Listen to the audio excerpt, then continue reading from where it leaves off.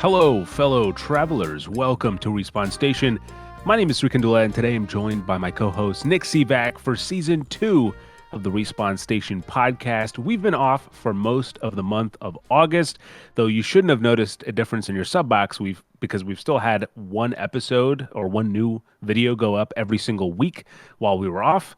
But we're back, and we decided to, sprinkle in the old intro for those of you who have been listening or watching since the very beginning. Thank you for that. And True if you haven't OGs. checked out, yeah, and if you haven't checked out the recent episodes, including Retrograde Episode 1, that was hot off the press. We just did that. We just recorded that fresh.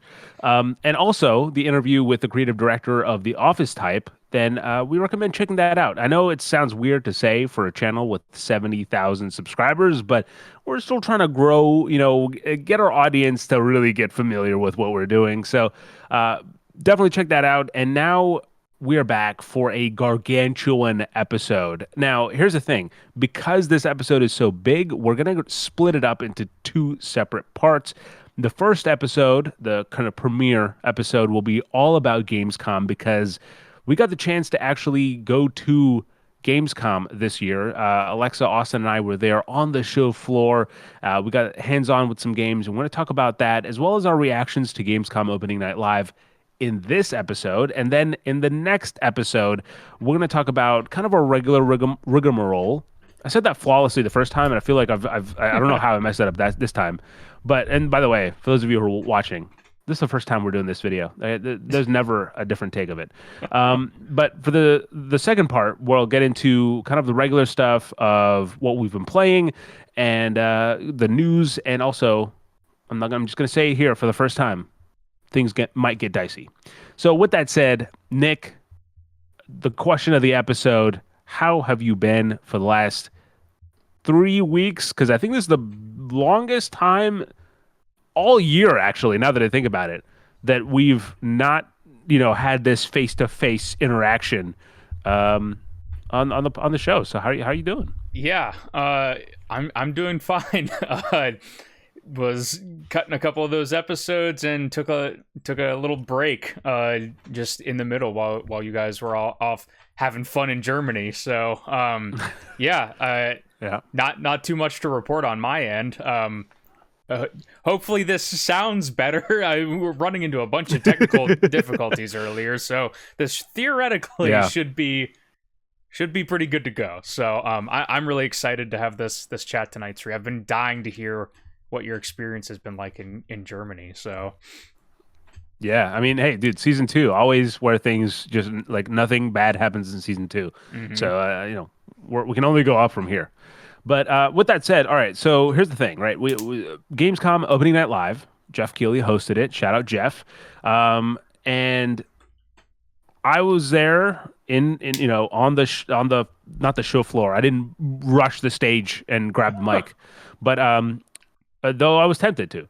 But I was there in the audience, and Nick, you were also tuned in live. We both experienced it at the same time.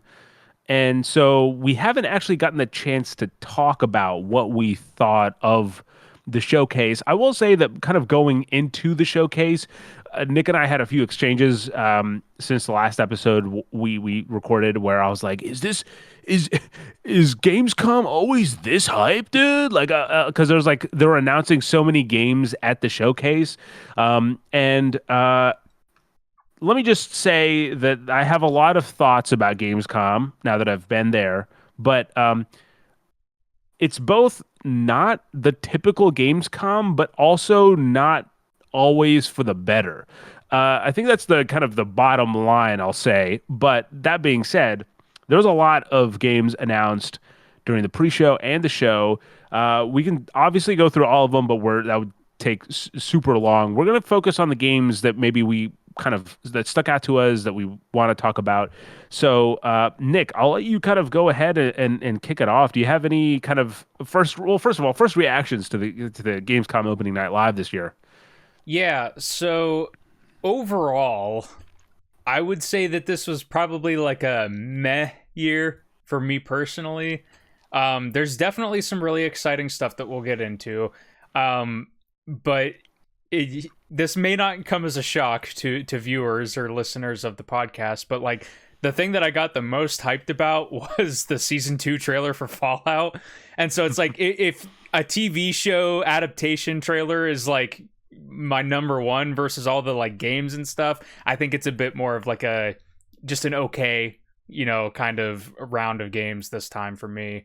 But yeah, I think that I've come to realize with the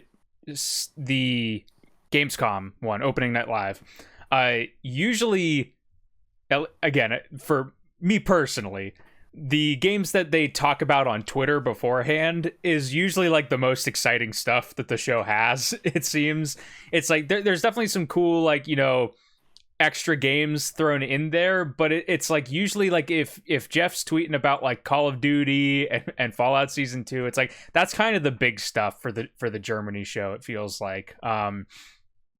So yeah, I'd say overall, like I didn't hate watching it or anything. I rarely do hate watching these showcases, but it definitely was a bit of a just not as many games really spoke to me personally this time around. Yeah, I think there's at the start of the show, Jeff said something that I thought was very like potent, which was that a lot of people were. It's something along the lines of like I don't remember the exact quoting, but it's something along the lines of uh, a lot of people are saying that E3 died, but it actually just moved to Germany for Gamescom, and that set a very I think interesting kind of tone for the show or expectations for the show because I don't necessarily think that that was accurate to what we saw. The main thing that I think kind of held my expectations back a little bit was actually there's two things. One, there was a lot of preamble before the show, not just like literally like not the pre-show, but I'm saying in the lead up, like the weeks before, like 2 weeks before the showcase, they were like get ready to witness Black Ops 7. Get ready to witness Resident Evil 9. Like it was just a lot of setup for the clearly the big stage of the show. And I think that kind of took a lot of the air out because they were essentially now that we've been through it, I realize they're managing expectations. They're like, hey, this is what you're gonna see. Don't get too crazy. You're not going to get Fallout New Vegas remastered announced here, and that's totally fair. But then I think the interesting part was that they had a lot of developer time on stage, and I don't know if they necessarily did that before Gamescom opening night live. I've been watching for the last few years, O&L, and I don't. It felt different, and I wasn't sure if it was like that's just being in the audience and experiencing it live was the factor, or just like they didn't do this before. But like they had the developers of Call of Duty come on stage. It was like a 10-minute sequence where they were talking, and it's not even the fact that like some of these developers are not media trained. Like they could be completely eloquent speakers, just like myself. Excuse me, but the difference is like it totally just like tanks the pacing of the showcase. Yeah, And like they've done it before with talking to the right. developers, but I understand what you're saying. Like it felt longer this time around. Like the Call of Duty Yeah. devs, again, not to spoil future things, but also like Lego Batman, I feel like that kind of like drug a little bit too. Even Fallout, Yeah. like there was a lot of like setup for these things that they just like kept asking questions on. It's like, again, some of that's interesting info and stuff, but like you said, it does make the pace feel a bit like meandery at parts. Yeah. And it was interesting because at one point I was sitting in the crowd and I like looked behind me and I realized that I could see the full teleprompter. And so I could see like what was going to be said and like it was very interesting. To Jeff's credit, man. He sees the questions, but he ignores that shit. He kind of he's like, I get it, and he kind of just takes it as it comes. So I respect that. A man that goes off the script, much Yeah. like myself. All right, so yeah, kind of. I guess my follow up thoughts on that. It was a good show. It was a fine show, but I think overall it lacked a lot of the oomph, and I think that maybe there was some I think for certain demographics, there was definitely an oomph with the like one more thing. But I just there was so much expectation, I think, going in, not just because I was there, but I mean in general, uh, with that setup of E3 isn't dead, it's here now in Gamescom. E3 has a lot of baggage that comes with it, and I don't think that this quite was there. But I think over the like maybe next year we'll kind of see an iteration of this that will hopefully be a little bit more smoother and paced a little bit better because yeah, those developer interview sections were interesting. Yeah, I also think that Jeff kind of said that, like, also pertaining to like the show floor, like Sure. consumer audience angle too. Like it definitely kind of felt like it's like, because Gamescom is I think worldwide now, it's the biggest like video game press kind of convention of this type. So I think Yeah, some yeah, of that was also alluding to that stuff that was going to be coming. yeah. So we'll handle this kind of in the order that it happens, right? So we'll go through opening night live, which was Tuesday night. And then we'll go into. We were actually there for 2 days. There for Wednesday and Thursday, and then so like we'll, you know, have a joint conversation about opening night live and some of our favorite games, and then we'll get into hands-on stuff. So, Nick, what was your? I mean, we'll talk about the pre-show. Shout out Kyle Bossman. I was expecting them to be there, just so I could heckle him maybe on no while he was on stage. But no, he appears from his microphone, floating microphone studio. So, yeah. Anything catch you in the pre-show? Yeah, actually, funny enough, I feel like the pre-show had some of the more exciting announcements than the full show Dude, this time 100%. around. Um, I think one of the show stealers for a lot of people has been Dench Attack, that like Yeah, crazy yeah, yeah. like bus, Train. whatever you call it, like Yeah, action game. I don't really know, but yeah, it's a train. I don't know why I thought it was a bus. because I it's guess on wrong. rails, Nick. Yeah, It's on rails. that looked crazy though. Like as soon as that trailer came up, I was like, "Oh, I you get it immediately," and it's just like, okay, Yeah, this yeah. looks like a lot of fun. Um, I forget the exact name of it, but it was the very long German name, the PVKK, whatever that is, the one where you're like Yeah, manning a yeah, giant planetary cannon. That also looked yeah, like a yeah. lot of fun. It looked like a very like interesting kind of game where it's like it's one of those like management games where you're going to be balancing between like a bunch of different things, but it's just like this very like intricately designed cannon or whatever. So Yeah, I yeah. thought that looked really cool. Bubsy I being brought back, I thought was a wild Dude, kind of Bubsy was thing.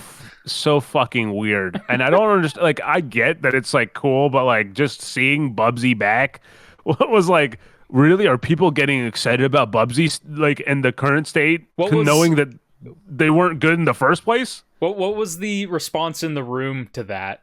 Like, did that It get was a people lot of just clapping?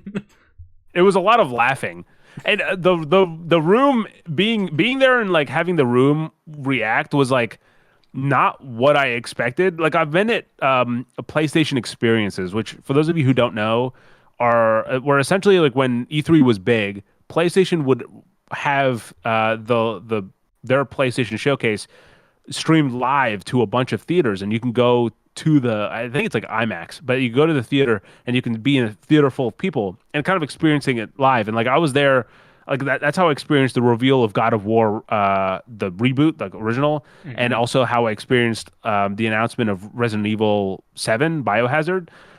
So like I was there for some hype ass moments, right?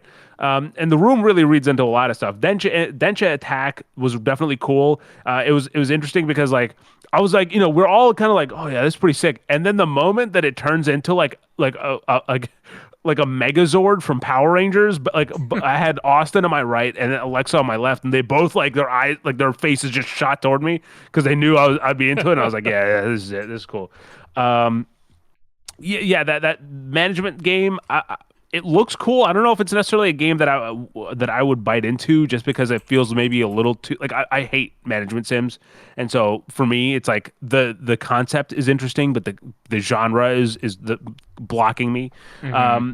But that being said, there's a few games that I definitely agree that I feel like should have maybe been in the main show. Like the pre-show had some games that felt like main show capacity. I don't know what the criteria is, like if it's just money or time or what what the factor is to differentiate between pre-show and main show. But Valor Mortis, which is like the first-person Souls-like game, that one looked really cool. That's the one from I don't, the I'm sure. Ghost Runner team, right? And it's like Yes, old yeah. Victorian, like mutated creatures. Yeah, that one looked pretty crazy. Yeah. And then Routine looked interesting as well. That one's like the sci-fi. I don't know if it's horror. I don't think it's classified as horror, but yeah, Routine was an interesting one. Swords of Legends. This one I believe is the Souls-like, and this one's like not a first. It's like just a typical Souls-like third-person action game. But man, the fucking bosses in this, like they showed some really cool visuals in this trailer that like even as someone who's like not particularly into Souls-like games, that I was just like, yeah, that's just really cool ass design, for some Hmm. of these monsters and bosses. So yeah, Swords of Legends look cool. And then I think the last one from the pre-show that I had was Road Kings. Oh Look, yeah. I had no interest in this thing, but it's Focus Entertainment and was it Saber Interactive? I'm not. I think that they were the um, developers as well. Let me see. I pulled it up But here. but man, like the trailer was like okay, like I get it, like Euro Truck Simulator or whatever, but it's in America. But then it keeps going, and it's like, no, there's a storm, and you're still fucking driving through the tornado.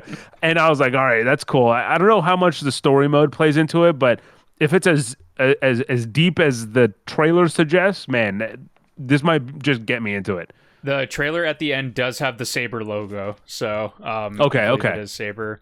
I yeah, pulling up the list. There was also one other thing I wanted to give a shout out to, which was sure. the remaster for Outlaws, which was that Mm, LucasArts shooter that Night Dive Studios is doing.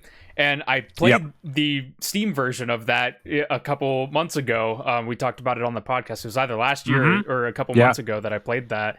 And yeah, that was like an out of nowhere thing where I was just like, oh, hey, there's this random game that I played recently coming back. So it was really cool to see Shout that out pop Night up Dive. too. Yeah, busy Yeah. people over there.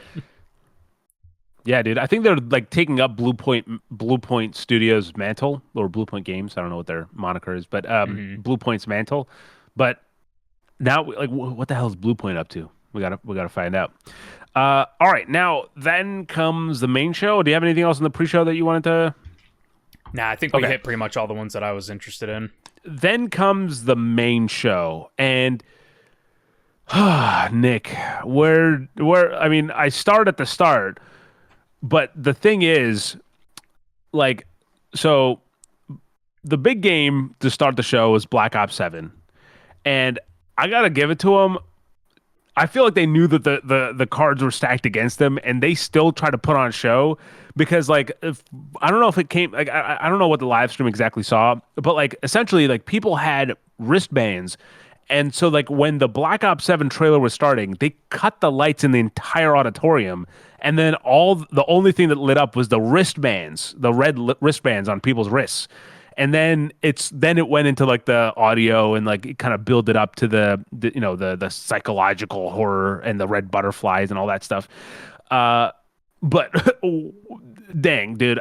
So here's the thing. I prepared for this. I knew the Black Ops 7 was going to be there. I played through Black Ops 1, Black Ops 2, and Black Ops 6 like the week before going to Black Ops or the Gamescom.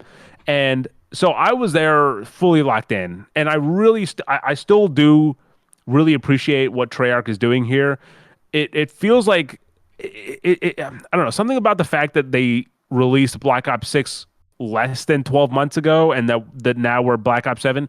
That's the only thing that maybe rubs me the wrong way. Mm. But that being said, look, what the amount of work they're putting into it, and also realizing how much work they did put into Black Ops 6, because multiplayer aside, that campaign, we'll maybe talk about it in the episode too. But like that campaign took me like 9 hours to beat. That might be the longest Call of Duty campaign I've ever played. Um, and it's still like it was interesting. It had like a whole bunch of different ideas that I was really interested in like exploring.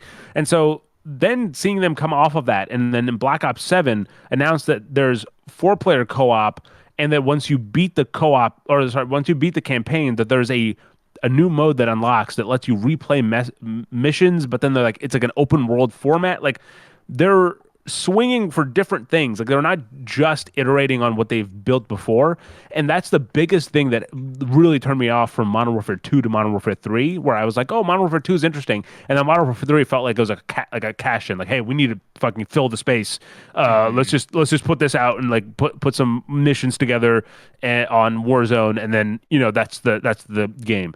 This feels like they've actually tried to earn that, like what they're doing here for the narrative. And the worst Black Ops game in my opinion is Black Ops 4, mainly because it gets rid of the story and the weird ideas that I think Black Ops is known for, and the fact that they're going, they're sticking with the weird ideas is what makes me excited for this. Hmm. But man, the audience was just, you could tell the audience was not into it. Oh. Like it, maybe it wasn't the fact, like it felt like the entire crowd was just like, oh, Black Ops 7, oh, whatever. And so it was like, I was there sitting there enjoying it, but like you could tell the just general audience was just like, oh man, Black Ops 7. Yeah, There were some moments that got like a reaction, but most of all, yeah, it was a lot of like, ugh. I wasn't expecting it to be as like wacky as the Yeah, trailers showed. Like I expected it to be the like near future stuff again, because obviously, from characters that we've seen in the teaser and even the teaser itself, like it gave off that like near future kind of vibe. But I wasn't expecting like the levels to be like twisting like upside down and stuff like that. So I'm very curious to see what kind of tone the story has, if it's still going to be like really like gritty kind of like, you know espionage fueled kind of Black Ops game, or if this is going to be tonally like, yeah, it's Black Ops, it has the tech and the guns and stuff, but we're trying something very different here. yeah, yeah. No, it'll be interesting to see. But I mean, I'm looking forward to it after having finished Black Ops 6. I think Black Ops 7 is like I'm surprisingly invested. Mhm. So we'll see how that actually pans out for me. It seems like they're going for a different direction than what Black Ops 6 is. Like here's the thing, right? Like if you play Black Ops 2, and this is the last thing I'll say about Black Ops for this part of the show. Um, if you play Black Ops 2, it switches between like the past and the present, right? Like it alternates between the timelines, and then it kind of tries to tie it all together in the end. What I feel like what happened with Black Ops 6 and 7 was that they were maybe trying to go for that back, like, flashback to future, Mhm. and then they just separated it. So because Black Ops 6 is entirely in the past, and then Black Ops 7 is entirely in the future. So I'm curious like how those come in together, if that is the case of like they are one kind of narrative that kind of link up to form one maybe storyline or something like that. Mhm. So yeah, there's Black Ops 7 out November 17th, or sorry, no, November 14th. Then came Lego Batman. Nick, if there's any game in between that I don't mention, because I had this notebook with me the entire time while I was at Gamescom, and I was writing down notes like there. So these are like while I was sitting down, the games that I thought were worth mentioning, Real quick, or that caught my eye. before we Yeah, go yeah, into yeah. Batman, I just want to give some lip service to the Sekiro anime.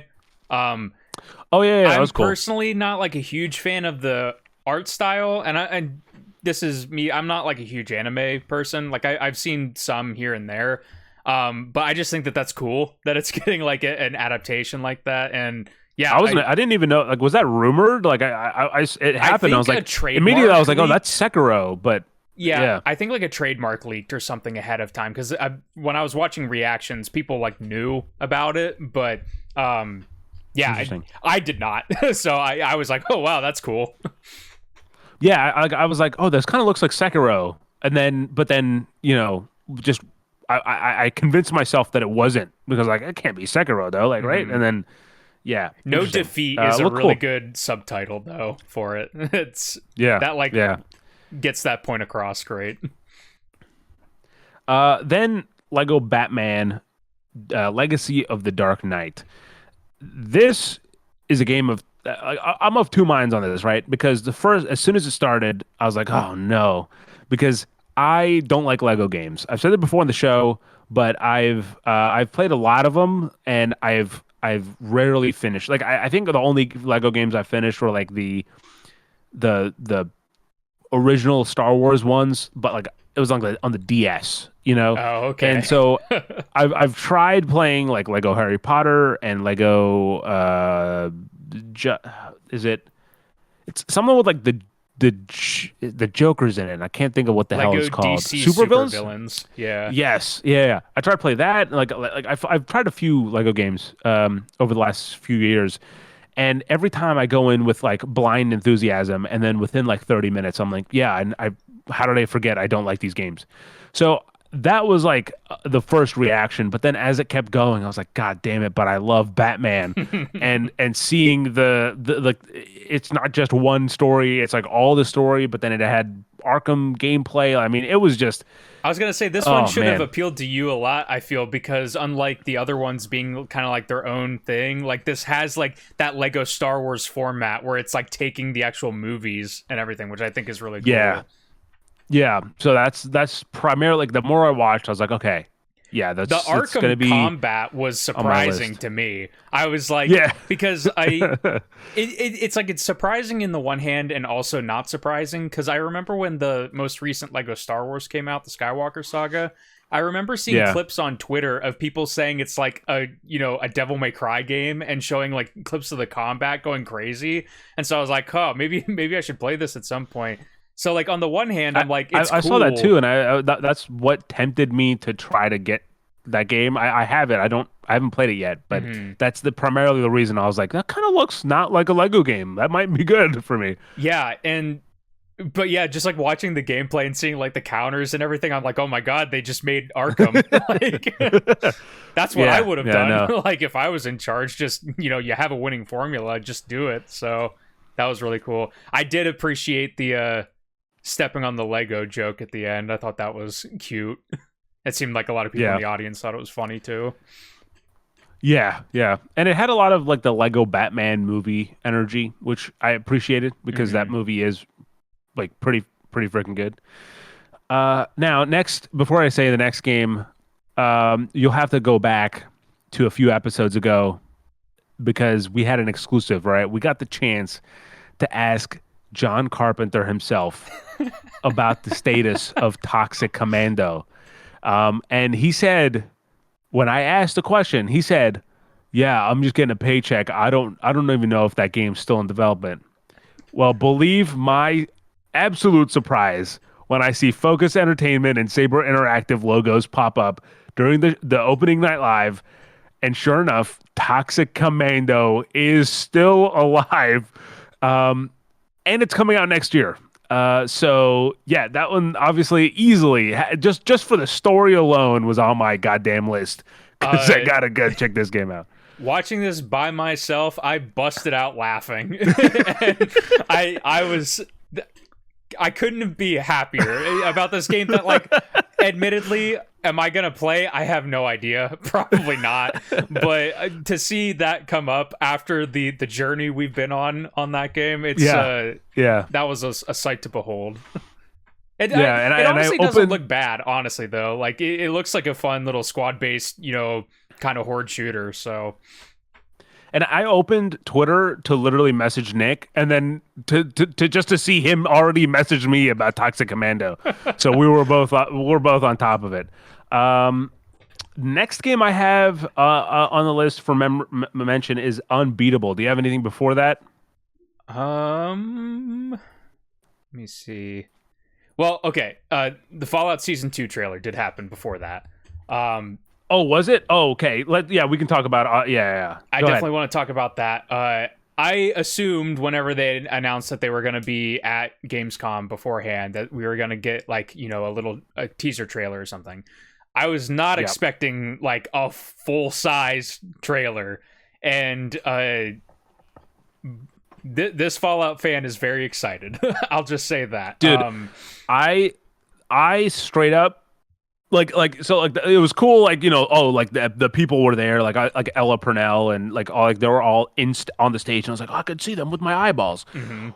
But man, when that trailer started and the song kicked in, I had goosebumps. I was sitting there, I was like, oh my god, this is happening. Like it was like yeah, that also actually Jonathan Nolan. Seeing Jonathan Nolan up there was fucking crazy too. Yeah. But yeah, that trailer was sick. It really like Nick. What sucks is that like I feel like I could have the rest of the year just with backlog games because I really want to go play New Vegas before season 2 comes out because I've never I'm famously I've never finished Fallout New Vegas, and so it's like on my list. Like I feel like I can get it in there, but it's such a long game, Mhm. and can I possibly squeeze it in before December? I don't know, but yeah, that trailer was super fucking cool, and also the Yeah. posters for like the character posters that they released were also like specifically the one I think it was like the Death Claw Jaws that was like through the jaws or whatever. Mhm. That one was sick. Yeah. So the I don't want to go on Fallout too long, but obviously, we had a podcast talking about season 1 and everything. We both really liked it. Season 1 was interesting because it took the like visual aesthetic of like modern Fallout, so like Fallout 4 and 76 as far as like the props and the set designs go, and it set it in California, which was historically only really like Fallout 1 and parts of Fallout 2 take place. So when you look at those games, those are, old isometric like 90s CRPGs, like they don't have the highest visual fidelity, right? So you have a lot of creative license to kind of go wild with sets and all that. New Vegas, however, is different. New Vegas is a game of the HD era, and people are intimately familiar with these locations. And I think that's what really kind of surprised me in the trailer was all the recognizable locales, right? I mean, obviously, I'm a person that hounds the like leaked set photos and stuff, so I kind of have an idea of some of the things that are going to be in this season. But it's like, you see the dinosaur from Novak, and it's like, oh my gosh, like that's Novak. There's a part where the ghoul's being thrown out of the Atomic Wrangler, and it's like you can go there in game. There's like all these spots that pop up, and it's like it just makes me so happy the approach that they've taken to this show and how like yeah, sure, like little things here and there are changed. Like I was watching it's Jabbo, who's like a big Bethesda streamer and YouTuber, and he was like, Novak didn't have a pool, like it was a joke, but it's just like there's like little things like that change, but like honestly, like it's just the visual presentation of the show is so awesome, and then we also have these cool characters and like an interesting story to follow. It gets me so excited. So that was definitely Yeah. like a highlight. Again, a little biased because Fallout's one of my favorite franchises ever, but that trailer was awesome. Yeah, no, I agree, and I definitely like you said, I was expecting like like a thematic teaser where you got like landscape shots, a little bit of score, and then maybe like one character's monologue, but like they really like, hey, here's the setup for like the drama, and like there's a lot of like actual teasing of what's to come, which is very exciting, especially if you've watched season 1, but maybe Mhm. even if you haven't, I think it was a good hook. And it was kind of Um, funny because real quick before we move on, Jonathan, yeah, he suggested on stage that they showed like the first footage ever from season 1 at Gamescom, and that is like that was a behind closed doors kind of thing. because it was. I've seen cell phone footage of this. I actually have a copy of it that I got from the internet, but it was it was behind closed doors for a Starfield demonstration that Todd Howard was hosting, and they were like, "Hey, we also Did you brought just Fallout," and it's essentially what you're talking about. It's like 6 or 7 shots from the first trailer, but it's like very minimal score and then just the logo, and that's kind of what I was expecting. So to get like a full trailer, I was very very excited. All right. So this one don't have much to say about, but it's unbeatable. It's a rhythm adventure game from D Cell Games, and it's available. The demo is actually available now if you wanted to check it out. But it looked really cool, mainly because it has like a really striking art style with like anime, I guess, inspiration. Um, and yeah, I just thought the gameplay itself. I mean, we appreciate some good rhythm games over here, so that one was an easy shout out. Hmm. Um, was that on your radar, L? Unbeatable. Um, Also, great name, Unbeatable. That for a music rhythm game. yeah, That's pretty sick. it stood out to me for it being like a rhythm game. But it's been a minute since I actually watched the trailer, so nothing beyond that really stood out to me. I'll have to go back and check it out again and see. I think there was something about where like maybe this is just me and I'm misremembering, but it felt like it was maybe juggling a lot of different things when I was watching the trailer. And so whereas like, something like Dead as Disco that I played the demo for a little bit ago, whereas that's like very like focused. It's like just combat to the rhythm and stuff like that. That was a little bit easier for me to grapple onto, but I'll have to go back and check out the trailer again. This next one I think may be a little bit controversial take, mainly because it might not be on a lot of people's radars, but Cinder City, I thought that one looked interesting. The only thing that actually turned me off from that is the fact that it's an MMO. Then I didn't know that while I was watching. I just kind of like, oh, it looks like a cool tactical shooter, but no, it seems to be an MMO, which kind of dampens my interest just a little bit. But still, looked cool. If you haven't seen it, it's coming to PC and consoles. Again, it's called Cinder Cities from NC Soft and Big Fire Games. Um, So there you go. Not necessarily a announcement, but I did want to ask you how the Expedition 33 musical performance was in the room, because on the stream I don't think the mics were positioned very well for it, because like Oh yeah. the acoustic guitar kind of didn't really come in a lot on stream, and so I was curious if that like sounded better in Oh, the dude, room. I had no emotional attachment to it, but that shit hit. I mean, it was like like her voice, and then like those like the instrumental kind of accompanying it was just yeah. It was a really cool performance, and it's definitely like it's not the first time. I'll talk about it later, but it's not the first time where I was like, fuck, I wish I had played this game so that I could appreciate this more. And yeah, that was definitely a cool like musical interlude Hmm. to the experience. I was honestly like, I wish there was actually like more than just one song. I get like it's like a game showcase, but like you could have cut maybe 10 minutes from the one of the developer interviews and then added more to the musical part because Hmm. it's a cool way to kind of celebrate like game score and like that kind of that aspect. Um, but yeah. Next, it's a quick list for me here. We have La Divina Commedia. This is sort of like it's look. The easy comparison is like Dante's Inferno, but like maybe Souls-like. I don't know if it's a Souls-like. Hmm. I think it's like a like the name Souls-like is now.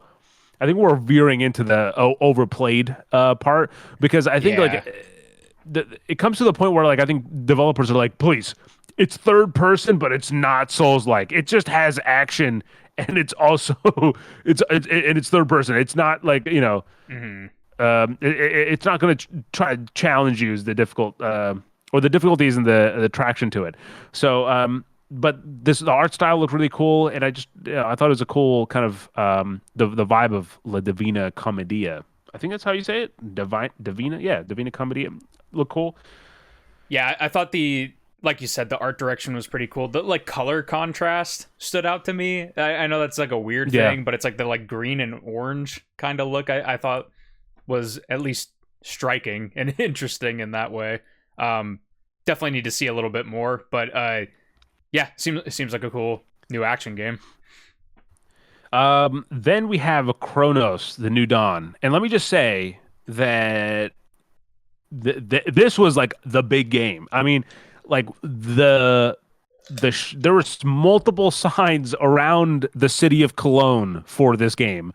It was this and Borderlands 4. You saw it Mm. everywhere.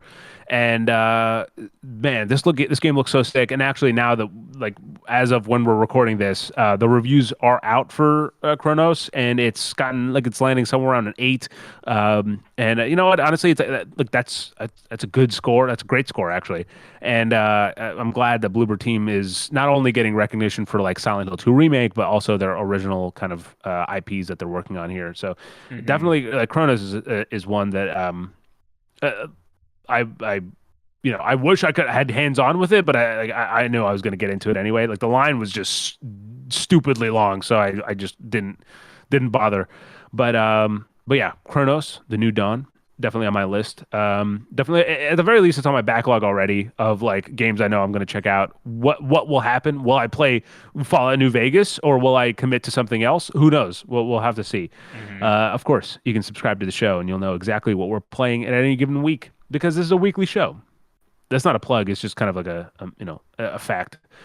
Next game, Project Spectrum. Dude, this one was weird, but it's described as a free-to-play asymmetric PvPvE thriller tactical shooter. It's coming to PC, and essentially, its players manage, customize, and become a diverse cast of agents to discover a mysterious reality-warped realm, confront deadly monstrosities and hostile agents, and test their strategy, teamwork, and survival skills. Yeah, this one's from Tencent, which look, Tencent always puts a bad taste in my mouth at this point, but god damn it, some of the production values are crazy. I And I don't know. I was gonna say, watching this trailer, I was like, this looks like a Sri game. Like, I bet Yeah, you're gonna be yeah, interested in this one. So, something about that, like first person shooter with horror elements, like I feel like that's just something that always will capture your imagination. dude, yeah, and we'll see how far I'm disappointed. I mean, I played the first Descendant, and we talked about it on the podcast before, but I don't know if you've seen what's going on with that game recently. But they're essentially releasing like the new season's coming out, so they're releasing promo for the new season with like AI generated reaction videos to the gameplay. Like it's like face cam God. of the gameplay, but it's like the AI react. Like it's beyond ridiculous. All right, so the last two games of the show was Resident Evil 9 Requiem. I didn't need to be convinced that this game was going to be cool, and it didn't. I saw some people, by the way. Let me like start throwing hands a little bit. I saw some people be like, why do I even care about these people? Like from the like, that's the fucking game, guys. Like that's why you play the game to find out. People were like, why am I seeing gameplay of these two people just walking around and getting scared? And I'm like, it's a fucking trailer, guys. Like you watching trailers and being like, I don't connect to these characters at all. I don't get it. Like what's the character development? It's a fucking teaser for what's to come. Hmm. Anyway, Resident Evil 9 looked awesome. And just a general vibe tone of it, which it was exactly what I was hoping for. I mean, this felt like I feel like Requiem was where maybe they would have slipped up because they're going like, the DLC for Resident Evil 8 kind of tied off that storyline. And so Hmm. now we're going to go into new territory. So I was like, this would be the chance where they go, all right, we nailed this horror stuff. How about we go back to Resident Evil 6? How about we do some more action? uh, This was the opportunity. I'm glad that they didn't do that and they're sticking with the horror. And I'm curious to see where like the scary stuff come in. There has been that the you see the monster from the previews and stuff that have come out that's going to be chasing you, and hmm. it's a freaky looking monster. It's not Mr. X, but it's a different direction. And yeah, I'm certainly looking forward to this one. February of next year. Yeah. it it looked cool. I think I would have liked to see a little bit more, if that makes sense. A little Yeah, bit I more agree. variety. Like the slice that they showed in the trailer, I think did a good job at selling like the horror parts that like you're talking about. But like, Jeff has talked about how this game is very ambitious and big, and the Yeah, rumor yeah. is that it's like semi-open world and stuff. And I don't really get a sense of that from what they showed in the trailer. So I would have liked to see like maybe just a little bit more of like a tease of some of that scope, or like what's specifically different. But like you said, like it's still a good trailer. It's still like an exciting, a new Resident Evil game. So I was gonna Yeah. like it regardless. But yeah, I think it just was maybe like, I guess because it happened right before the end, and it was kind of like the big last thing The big show. Yeah, yeah, yeah. outside of the one more thing. It's like I Yep. kind of wanted like just a little bit more on that. Yeah, yeah, I can agree with that. I think there was like the factor of like the awe factor. I think it had enough of like, oh, it's like general mystery and intrigue, but it didn't have like a oh shit moment. And I don't Hmm. know why they didn't show the monster, but like at the time, especially because the monster was gonna get revealed anyway, literally like in the next day once people got their hands on it. So like I felt like that was the perfect opportunity to freak people out and be like, "Here's the fucking thing that's gonna get you." Hmm. So yeah, I do feel like it was missing the awe, like the awe factor. But again, it's one of those things where I feel like to a certain degree with games like Resident Evil 9, I'm like, okay, I know that I'm already like I'm invested. I'm gonna get the game, and so there's a certain degree of like I'm already owned it. I'm owned into it, or is that the phrase? Bought in. Um, yeah, yeah, I'm already bought in. So then it's like, yeah, it's a little bit different. And then the last game, the one more thing for the showcase, was a game that admittedly was a little bit underwhelming for me because I hadn't played the first one. It's the sequel to Black Myth Wukong, and I can't even. It's Black Myth something something. I can't remember the name, but it's a name of another historical mythological character from Chinese mythology. But it looks cool, but again, it kind of gave me the vibes of oh, what was that fucking Atomic Heart? Those Atomic Heart sequels that they showed off Sure. during Summer Game Fest, where it's like, look at all this stuff, and it's like, yeah, yeah, but like, what is that real though? Like, is that what's gonna is that the game? It feels like it's like a proof of concept more than, and I think they've been honest with that, but like, hey, like this game is in early development. This is just Hmm. like the tone you're gonna get like there's a character this is all just a teaser, so I can respect that. I don't know if it was like one more thing worthy, but I also don't, I feel like I'm underestimating this game because I didn't realize this was so big that they it was worth putting as a one more thing at the end of the showcase, you know. Well, I think that's like, I'm in agreement with you, but in a different way, where it's like I expected, that Black Myth was huge, and that like, yeah, that makes sense that they would do it as a one more thing. At the same time, it's kind of like assumed, like the game was so popular, at least from my perspective, that it's like, yeah, it's gonna have a sequel. And so like it being the one more thing, and it's just like, oh, it's just a sequel to Black Myth, and it's like a CG trailer because they probably just like greenlit it like a couple months ago or whatever. It's just like, Yeah, it's not a yeah, very exciting ending. I'm sure for some people that really like the game, it probably is, but yeah, for somebody like us that didn't play the game, doesn't hate it, but it's just like indifferent to it. It's just kind of like a flat ending yeah, note for it. yeah. Now with the opening night live ceremony coming to an end, we're about to enter the part of the show which is mainly me yapping and then Nick hopefully asking any questions that he has about the experience. But I'm going to walk you through some of, not all, but some of the things that we got up to at Gamescom 2025, starting with literally right after the show ended. So the opening night live ended and we're walking out.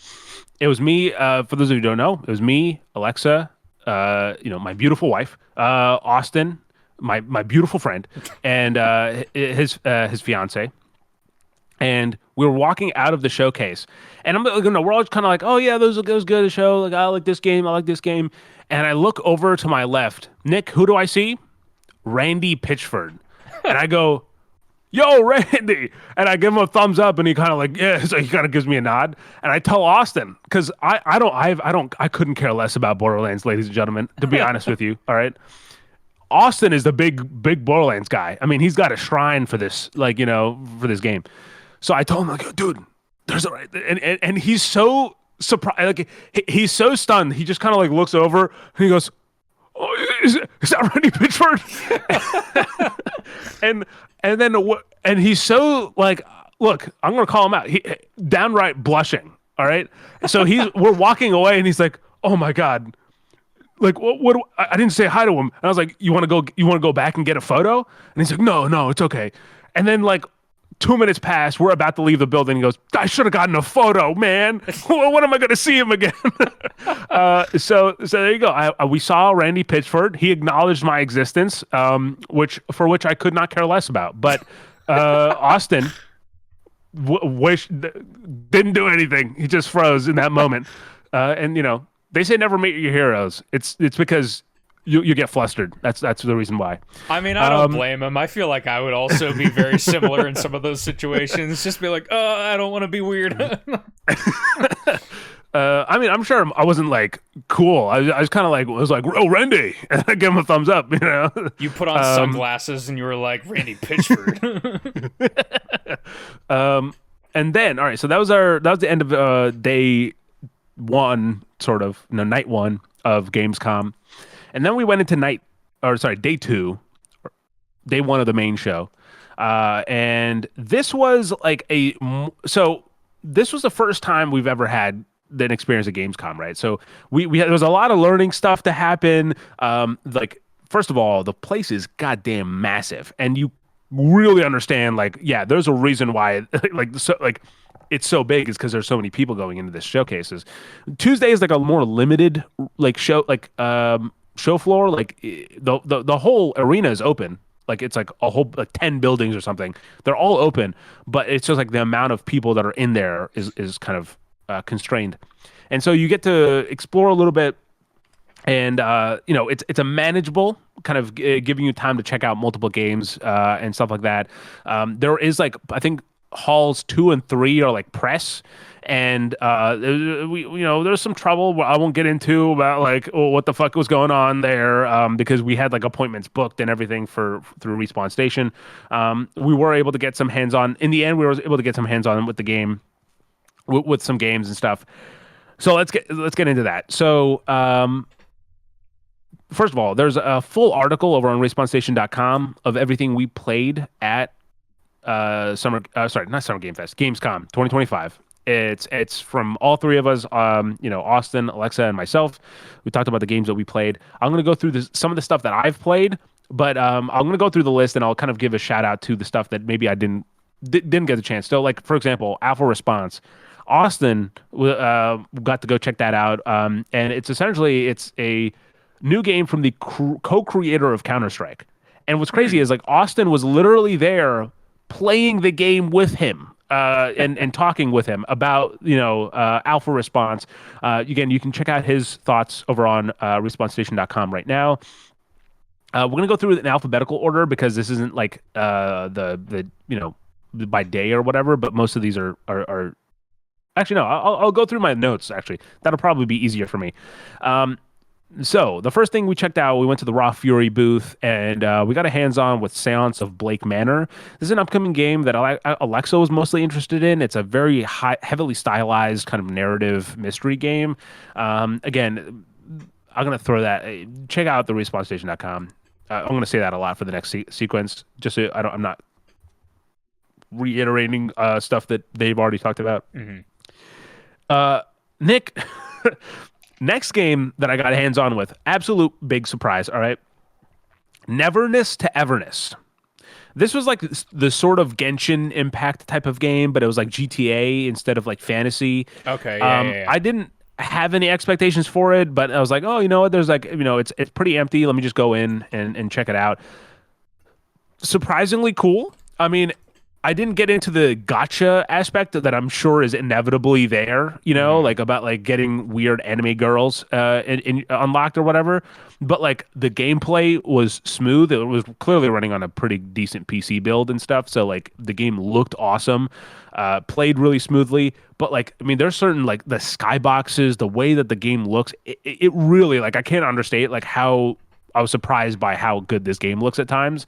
Um, and it has just kind of a cool map. Oh shit! I just punched my mic. It has a cool map, and so I'm looking forward to seeing how that one goes. Like it definitely wasn't on my radar before, and I'm now like, okay, I'm curious about where this goes, and how it kind of comes out. So yeah, Neverness to Everness. Again, all of what we're going to talk about, you can check out a little bit more extended preview on the website. Crazy title for that one. Yeah, we right. Neverness to Everness. Like what? Yeah. Next is Rock Beasts. I had seen this one before. It wasn't new or anything, but I hadn't really like I hadn't formed an opinion on it, but I saw it was available and I decided to step up and play it. But this was really cool. So first of all, it's like if you don't know about the game, you play as a band manager for like this up and coming rock band of anthropomorphic animals, and it has a heavy BoJack Horseman vibes.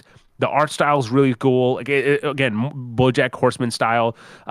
It's as far as I could tell in the gameplay is like fully voice acted, and it gives like weight to your option, like of when you're picking a decision there's like weight behind it. It doesn't feel like, oh, you're just picking a choice, but getting to the same place anyway. Like I feel like that's a lot, tends to be a thing in a lot of options in games is like Hmm. they're kind of inconsequential. I didn't feel that here. And then apart from just like the kind of storytelling aspect, there is like band management stuff, but like you do everything from like music rhythm games to like picking the when your like the order of this like the band and stuff like that, like the playlist or whatever. So yeah, it was really cool. It just really caught me by surprise. So definitely check out Rock Beasts if you're in for like an indie, maybe a little bit more gritty. Like it's very adult. It's not for like a kids game or whatever. Mm. A very adult kind of game. And then Nick, if you remember, in season zero, now that we're in season two, we got all these references. In season zero, I talked about a game and I reviewed it on the site called Achilles Legends Untold. For the most part, I was like, it's an okay game, but then there was like by the end, I was like, God damn it, I don't like this game. There's those things that held it back from being interesting and fun, and my surprise was very peaked when I was there and I saw Achilles Survivor playable. And so obviously just out of like my due diligence as a gaming journalist, Nick, I had to go step up and play it. And god damn it, I did not like it as much as I did not like the other one. This is in fact actually this is the I'm gonna sound very reductive here. But essentially they took the assets from the last game and then they made it into a Vampire Survivors clone. And Oh, there's find some interesting aspects like, oh, there's base building or like, oh, there's mining or whatever. But man, still not fun. Like I feel like you that's a key factor of the gameplay mechanics, right? Like making it fun. Yeah, did not like that one. Then we went to the Super AC Games booth, which is like a gaming collective. They had a booth where they were showcasing multiple titles. We got hands on with a game called Iona. And actually, we got hands on with two games. We also got Prohibists, but Austin played that. You can check out his review on the website. I played Iona, which is, I think, most simply, it can be described as like Little Nightmares. Esque. It's like a puzzle, like a narrative puzzle game. But it's honestly really interesting. It's like a moody, atmospheric puzzle platformer, but it's kind of steeped in like French mythology, I believe, because hmm. you're essentially playing as a little girl in a cursed castle haunted by an eerie fey creature named Mel Melusine. I don't know if I'm saying that right. I don't know how the French Melusine. I don't know. Maybe something like that. But yeah, it was a cool experience. We got like I was, playing the game. The developer was right next to me, so like we were actively kind of he's walking me through the development. The game's coming out sometime next year. But the thing is, like first of all, I feel like I should have been credited for like beta testing this thing because I definitely broke the game a few times. And they're like, "Oh, let me just fix that for you," and they like fix it up. but regardless of that, like it felt like interesting enough. Like the puzzles were just challenging enough to be like, oh, it takes me a second to figure it out, but then I can keep progressing. I played the opening of the game, kind of the setup for it. Um, and I think the only real drawback in a significant way, because the game's slated to be coming out next year, so there's time for the game's bugs to be ironed out and stuff. Hmm. But it was running on a laptop, I think, the build when I was playing, and I feel like the game like so I was playing on a screen with the laptop. Well, I wasn't playing on a laptop screen, but I was playing on a screen that was plugged into the laptop. But there had another screen on top that was playing kind of like previews of the games they had, Hmm. and the game looked better on there than on the what I was playing. So I think the laptop just wasn't powered full enough to hold like to showcase the game. Sure. Not that it's like a demanding game, but I just feel like you could get more crisper edges and kind of higher fidelity out of it. But this was an interesting one. If you go to the website and you're scrolling through it, this is the only one that doesn't have a trailer with it. And that's because the game does not have a trailer yet. This was actually premiered at Gamescom, so we got hands on really early with it. And so whenever the trailer comes out, we'll plug it in there. But yeah, it's very fresh, hot off the press. Definitely pretty cool. Uh, Another game. So we actually went to the oh man, let me check. Like it's the publisher that where we got to play two of their games, and it sucks that Neon Doctrine, cool name, Neon Doctrine. We got to play at two games from them. The first is called Grim Trials. It was a cool like look, to kind of give you the pitch really simply, it's like a Hades inspired roguelike, very kind of heavy cartoon art style, but very manageable. Like you don't get it's not confusing, but there's enough depth there where like if you play more, there's like things to explore. But it looked really cool. Played well. Didn't have any complaints with that. I'm not a big roguelike guy, but like I can tell like okay, it's a roguelike for people who like the genre. Hmm. While I was there, I also got the chance to play a game that has been on my radar. I think they announced it last year, like late last year, and I was kind of curious about it. So when I saw that they were publishing, I was like, "Hey, can I actually get hands on with that game too?" And they're like, "Yeah, sure." So it's called Cold Abyss, and it's a first person like walking sim where you play as a diver that's going down to the bottom of the ocean floor, and you're kind of going exploring. It's really weird. It's like ethereal and kind of surreal, and the way you're playing it, it's very obtuse. Of it doesn't explain everything to you very clearly. It doesn't hold your hand, and I think that's kind of the part for the experience, right? Like you have to kind of keep that in mind. It's an atmospheric and abstract experience that honestly I could describe to you, but if you have an interest in the game, it's called Cold Abyss. You can go download the demo now on Steam and kind of play it for yourself, and I think that'll give you a better idea of what to expect. But it's a weird one. It's a weird one. How's I'll say it. the underwater look? I can sometimes be suckered in by good underwater stuff. So Do you know what it looks like at all? Like I don't have you seen think it, I have. dude? No. It is it's like it's like PS2 graphics, so it's like Oh. pixelated and like kind of grungy a little bit. And like there's some weird like it cuts between shots and stuff that like really like makes you feel like oh shit like I'm supposed to be thinking right now. Like I feel like they're already trying to throw intention in my way, and I don't know what to pick up on. Uh, So yeah, there's definitely a lot of things there going on, but yeah, it's like PS2 graphic. Like very crunchy, I think is like the proper sure. term. It's like crunchy but atmospheric. You said there was a demo for that Uh, one on Steam? yes. Yep, Cool. yep. I'll have to Demo take a look available at that. now. Now, ladies and gentlemen, there's a lot of games we played. I had to check this one out because it caught my eye. I hated it and I loved it. So I played Lego Batman Legacy of the Dark Knight. Um, so here's my literal notes, all right, that I'll go through. It's a Lego version of the Arkham games. The combat's very similar. Like they really got that very close. It's obviously not one for one because it's Lego. There's like a little bit of like it's not quite as smooth, but Hmm. it's like just enough where you're still having fun with it. The game looks freaking fantastic. I don't know what I was playing on. We're playing with PS5 controllers, but I don't know if if it was running on a PS5. I'm guessing it's a PC that just they connected a PS5 controller to. But yeah, the game looks awesome. We essentially, the slice of the game we got was a one island of the open world. So we got the Okay. chance to freely explore one island, and it feels super cool. Um, you kind of go around doing collectibles. There's challenges that you can do. It really, I cannot emphasize, it just feels like playing an Arkham game. It feels like playing Arkham City, but there's like Legos, so you can break a few more things than normal. Hmm. There's in my time with the game, there's only two things I did not like that I was not that I wasn't a fan of. I'll say, the first is the voice actor for Batman. I wasn't like, it didn't feel Batman-esque. It didn't have the gravitas of Batman, which was a little unfortunate. And the other thing was that the driving for the Batmobile was just didn't feel great.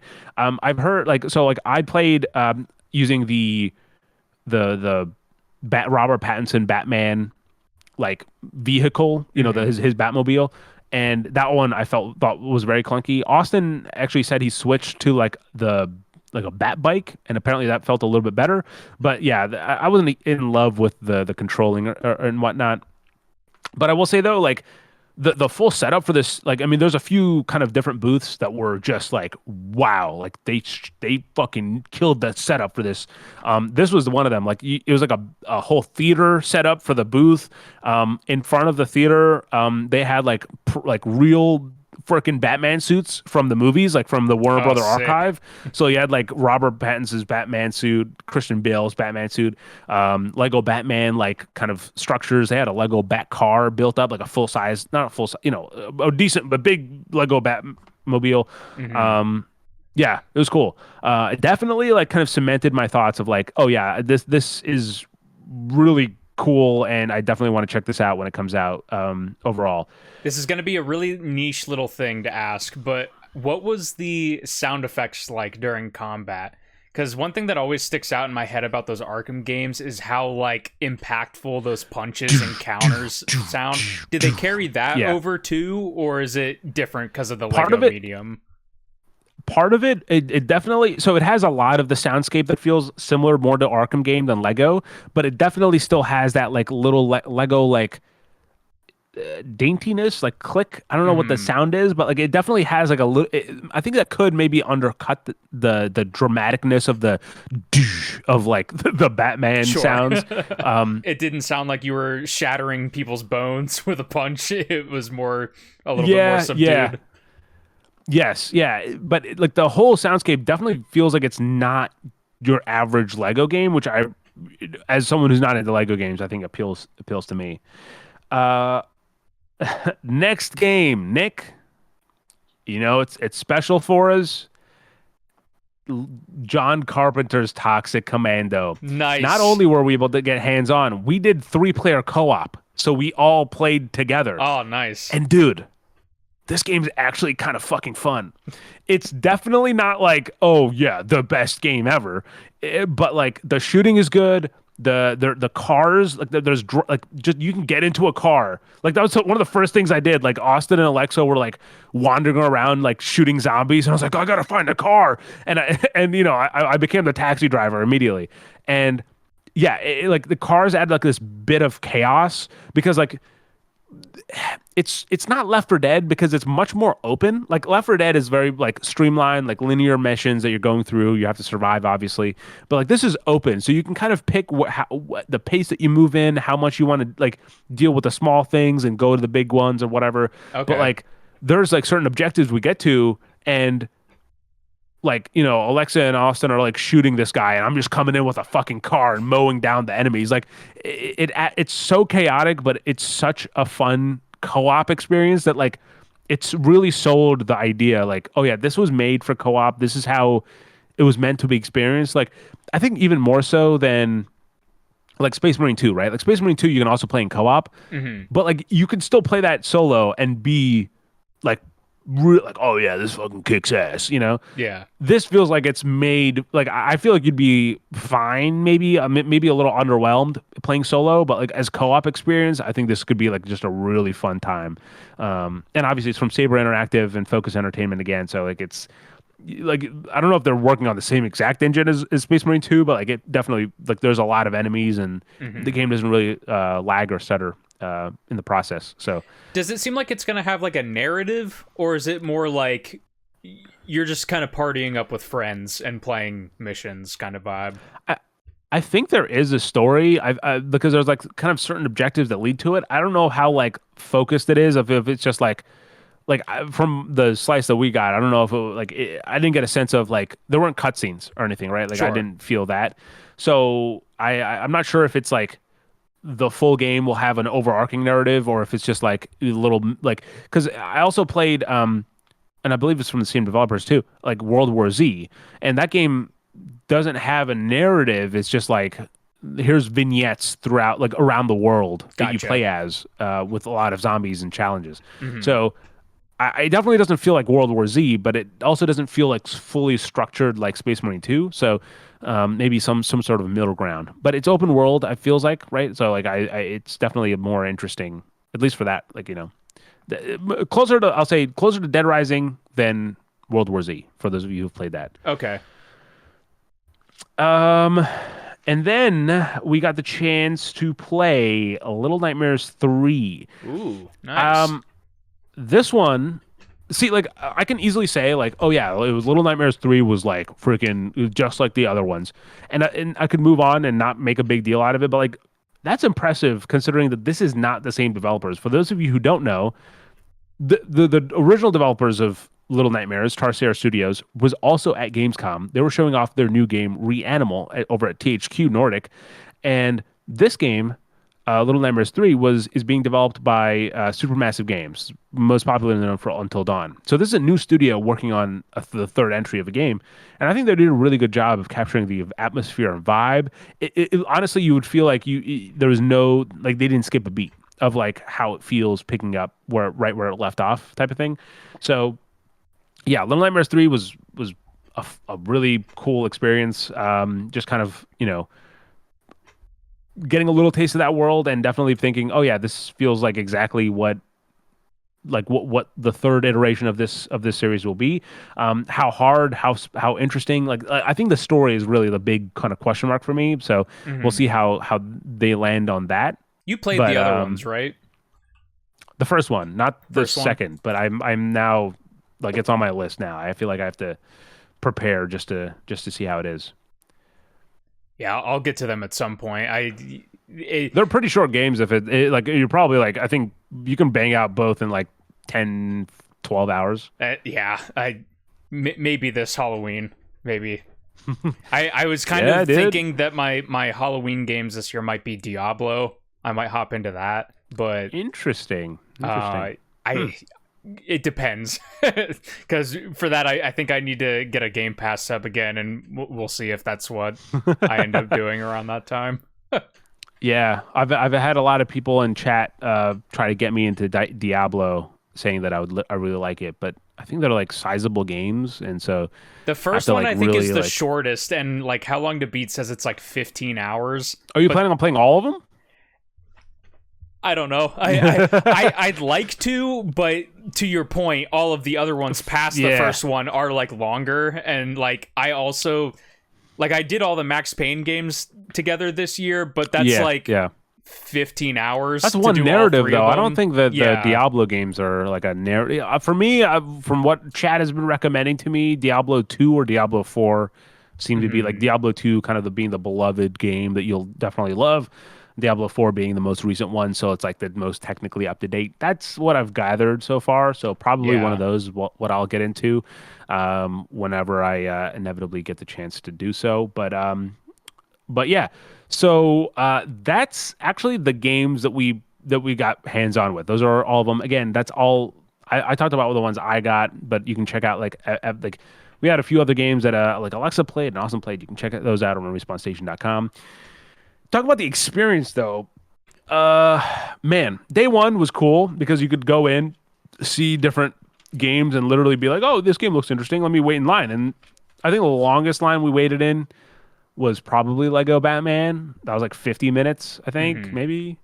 But like day two, man, holy fuck. It was like they doubled the fucking people that got into this thing. So like Resident Evil, we went in once at the start of the day, and they're like, yeah, it's gonna be like 2.5 hours, and they closed the line because they're like, this is the maximum amount of people we can have wait in line. So they closed the line, and we're like, okay, sure, 2.5 hours. We'll be back in 2.5 hours. We come back 2.5 hours. They're like, yeah, sorry, you missed it. The line restocked already. It's now three. No, I think it's 4 hours till it's done. I was like, 4 hours for who? What are you doing? What are you talking about? 4 hours. So day two actually was less gaming, like hands-on with stuff, and we're just kind of seeing. It was like they were throwing free shit at us. I mean, like I have a lot of tote bags now. I'm a rich man in terms of totes. I have like Lego Batman totes. I have. We went to the Black Ops 7 booth.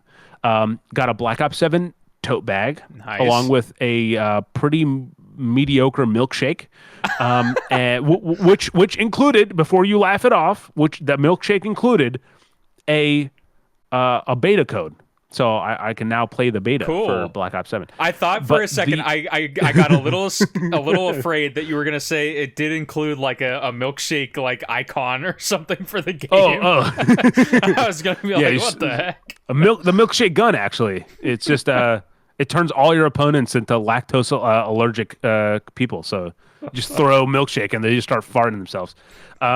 So the booth itself was weird as hell. So like it was, you go in and it's literally just like an interrogation chair and it's like a photo opportunity. So you like sit down and it's like the red atmosphere. There's like the red butterfly, and like you can sit in the like the interrogation chair and take photos. And then they had a 360 booth as well, which we also did that. But like it was just like it was fine, but like there was nothing with the game that really sold the experience there. It was mainly like, hey, stand in line if you want to. There's no line. We were able to get in, but like get a beta code, drink some mediocre milkshake, or and take some photos. That was about it. We did there was JBL speakers were there. So we did a JBL thing where it was essentially like one of those like tornado machines, where you stand inside and they like simulates like a tornado, but they had a whole bunch of like foam balls on the bottom.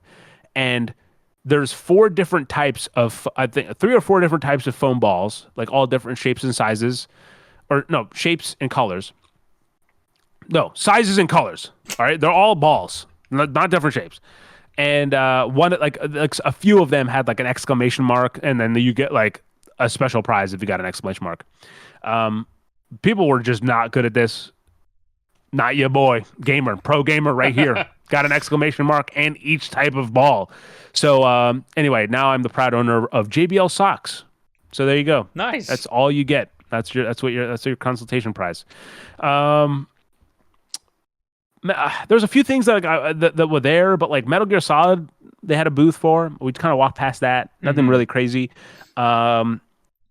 There's we got some merch. So like I got I'm repping this is actually the first time I'm wearing it. This is my Gamescom merch shirt. Nice.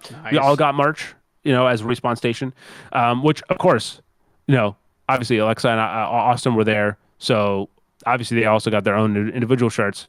But ladies and gentlemen, Respawn Station isn't complete without Nick Sivak. So Nick, we got you a shirt. Oh shit. It's backwards.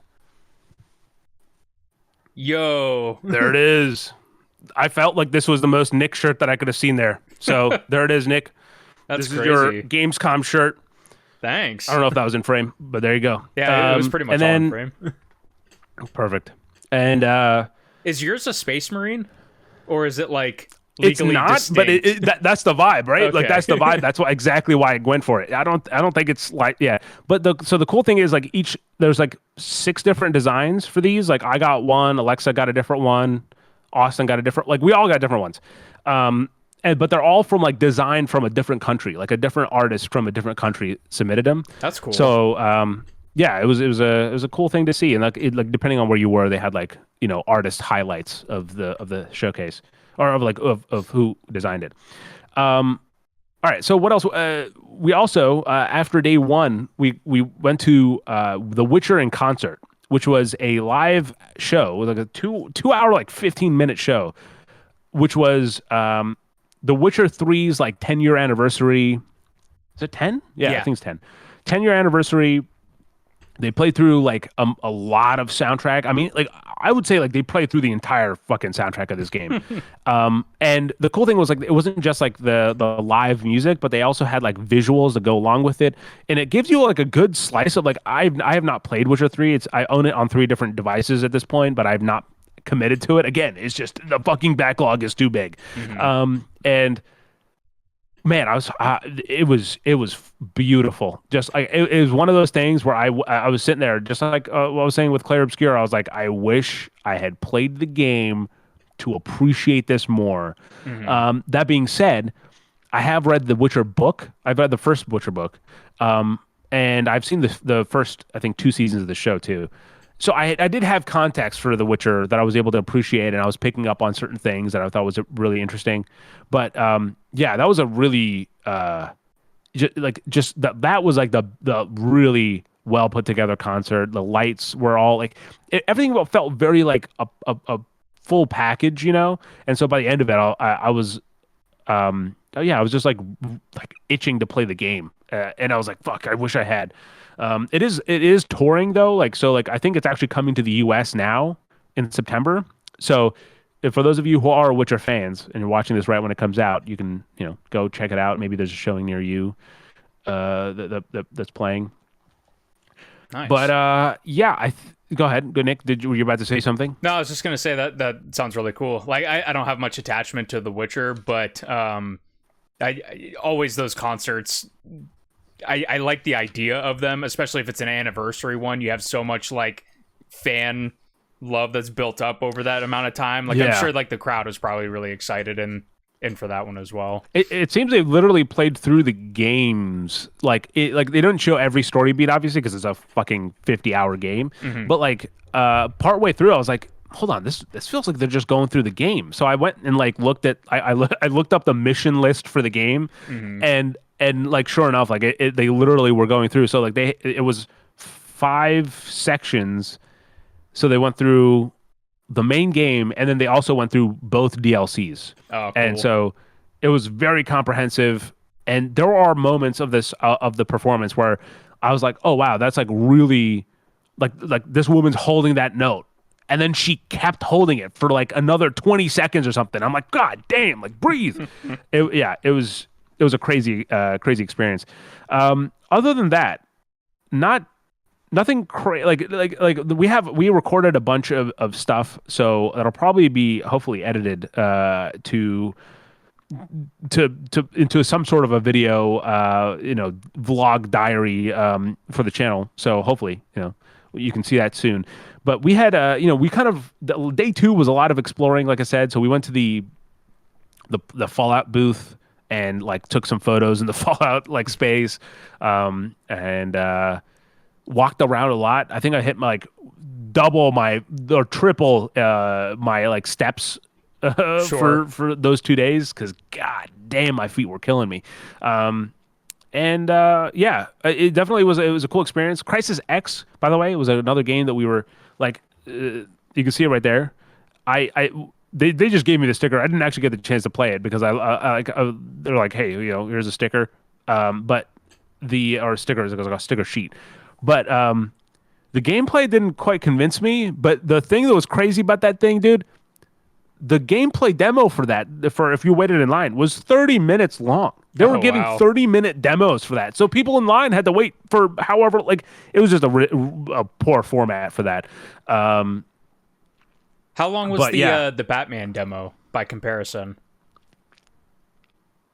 15 or 20, 50, like 15, 20 minutes, like Okay. 15 minutes, I think was like, so like that was like, you got enough of a taste, and I think 15 minutes, and then you got enough of a taste, and then you could move on. Right. It's different per thing, obviously. Like Iona, I think I got like 30 minutes with that game, but like that Hmm. was like a one. Like I was literally talking to the developers and kind of going through it one by one. Like it was not like a mass experience where they had like 20 computers or PCs set up and running through the game like that.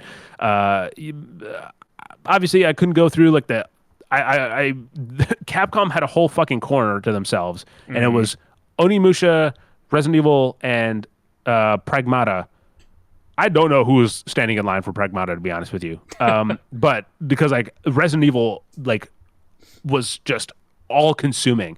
Um, I did share a photo with Nick of me. Like I have a lot of photos of like random shit. Like I share a photo shared with Nick about like me posing with the girl who looks a lot like the main character from Resident Evil 9. And then I had like photos with they had a giant farm vehicle for farming simulator, so I had to pose with that one, just by default. And then like Yo, they got the the John PUBG, Deere at Gamescom. Let's go. and then they had a dude from PUBG there. And they had like props. So I was holding like the guy that's like on the poster for PUBG, like a white shirt with a helmet on, like it was that guy, and then me holding a fucking fake gun. You know what I mean? Like we were posed up. It looked like an album art cover. Yeah, there's a lot, and Borderlands was cool, but like long ass line, and Oh, I'm I sure. had no interest, but it was a cool setup. Like it really does blow my mind the amount of money some of these like companies will put into these booths that will stay alive for or be up for like maybe 4 or 5 days, right? Hmm. Um, I also got a photo with we snuck through certain sections to get to where we needed to be, but like yeah, they had like it's a convention center on 2 floors, but like they had cars and buses and shit on the second floors of stuff. Like the James Bond one had a car and a vehicle in the First Light booth, and then like Axe body deodorant or some body deodorant thing had the fucking Fortnite bus, but it wasn't called a battle bus. It was called like body bus or something. And obviously, I took a photo with it. I love that sentence out of context. The Axe body spray got the Fortnite battle bus. It was just so jarring to see. But no, it was honestly okay. So overall, Gamescom super cool, really interesting experience. I think if there's one piece of advice that if I'm ill informed, maybe this exists and I didn't know about it. Feel free to let me know. But I think if there's one piece of advice I can have for Gamescom, I don't know. Honestly, I don't know how this is not already a thing, but the place is so fucking massive that if they had an app where the app has your tickets, just easily, and then also a map of the showcase, and then you can click into each building, see what games were there, or just a search function where you can search, oh, where's this game at? Let me search it up, and it shows you where it is because it's so big. Like, it was literally to the point where like the first like when we were going through, I would see someone with like a Resident Evil bag, and I'm like, hey, dude, where's Resident Evil at? And they'll be like, oh, it's like if you go all the way down here and then take a left, and then you go all the way back and then take a right, and it's right there. And it's like, oh, okay, cool. Like, like I don't know why it's so difficult for and like also estimates for how long things take because it sucks navigating through a sea of human flesh and body odor to get through to like Resident Evil's booth and then being like, oh yeah, it's actually going to be 4 hours, buddy. Go fucking kick rocks. Like, if I could just look on the app and be like, oh yeah, it's 4 hours. Yeah, we're going to skip that. We're just going to go, look at the Netflix section where they're handing out ice cream sundaes. Yeah, that's probably better. uh, It's like just to kind of plan out your day because like that's what it's missing, planning. If there's planning involved, then it would be like manageable to navigate. But it's so daunting that it's like, oh shit, like it's just mhm. it's overwhelming. But there you go. That's Gamescom 2025. Our perspective of it. Nick, do you have any other questions for the group? I The group being myself. It sounded like you guys had a nice time, which was for it being the first time that you get to go to something like huge like this. Like, I mean, it seems like you got a lot got a lot in and a lot experienced in the couple days you were there. So, yeah. Yeah, no, I can no, I can complain for sure, but I won't because it was a good time overall, and definitely like a learning lesson. I'm glad I'm glad I went to it, and there's definitely like things I want to like if I go back or if we go back as Respawn Station, there's lessons learned for how to better prepare for something like this. But we hope you enjoyed our discussion about Gamescom 2025 because that brings us to the end of the first episode of season 2 of the Respawn Station podcast. If you did, if you liked it, leave a like, hit the subscribe button because obviously then you'll be notified whenever we upload the next episode, but also whenever we put up the vlog for our Germany adventure. And I'll tell you what, there's a lot more than Gamescom that happens on that trip. So definitely worth checking out. Oh, here, Nick, I'll tell you, I'll give you one more little fun little story. Sure. This is we are getting ready for so I'm driving, by the way. Like I was like we rented a car and I was the designated driver. No one else could drive that car except me.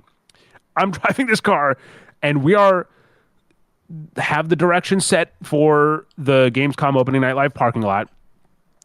But it is like in the middle of this fucking butterfly. Like, it's like a bunch of loops of like intersections or whatever. Nick, I go through this thing like 4 fucking times, and I'm like, oh, I get what's happening. This is a roguelike. I'm experiencing real-time roguelike gameplay of me going through this road over and over again until maybe inevitably I get the right place.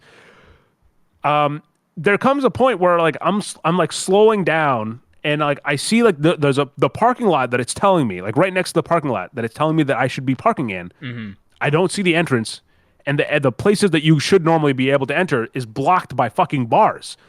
And I was like, this doesn't make any sense. and then I was like, you know what? I've played enough racing games. I squeeze this SUV through the bars that are like it's like just barely enough. I squeeze this through, and I'm like, do you think someone's watching us? Like, is there anyone like watch like see what's going on? And I see like in the distance there's a security guard. So I zoom the car in and I park it, and then like as he looks over, I'm like parking the car. So he's like, huh? He's just like, where the fuck did this car get here? Like he's guarding the entrance of the place, and somehow this car just got in, and he's like, oh, okay, yeah, sure. That's fine. And so I parked the car, and I'm like, yeah, it's good, right? And he says, yeah, sure, yeah, go ahead, that's good. So that's how we parked the car for opening night live. He probably did see nightmare. You, and he was just like, how did he get through those bars? And he's like, yeah, I guess he can park. Yeah, but it was the right place though. I parked the right place, just maybe not the right way. But there you go. That's you can all expect all those kind of shenanigans at right here where you're watching this. So hit the subscribe button, and as always, until next time, have a good night, a good morning, and a damn good time.